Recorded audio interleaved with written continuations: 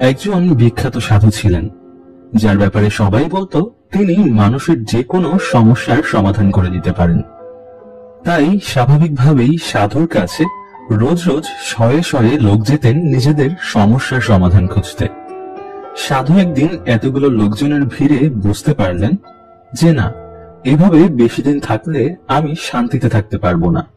তাই তিনি একদিন গভীর এক জঙ্গলে ছোট্ট করে ঘর বানিয়ে সেখানে চলে গেলেন।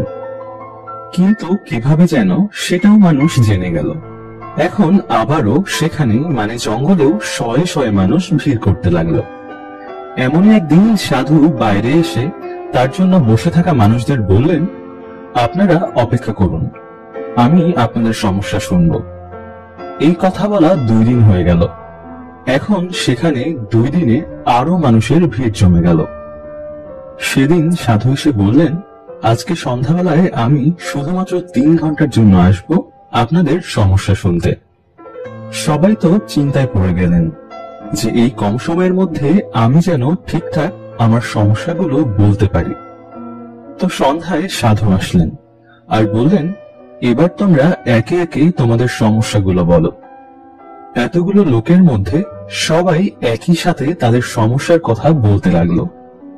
সাধু তাদের কথার কিছুই বুঝতে পারছিল না।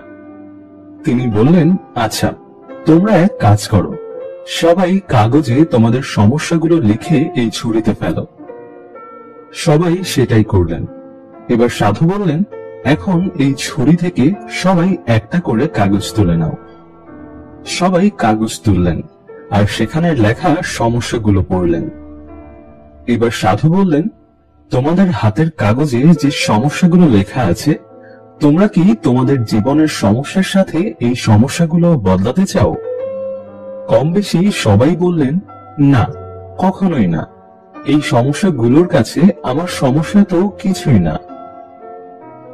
আসলে আমাদের জীবনেও যদি অন্যদের জীবনের সমস্যাগুলো এভাবে হাতে লিখে দিত, তাহলে আমরাও বুঝতাম যে না, আমাদের সমস্যা এতটাও গুরুতর না। মানুষের জীবনে তো আরো কঠিন আর খারাপ সমস্যা আছে।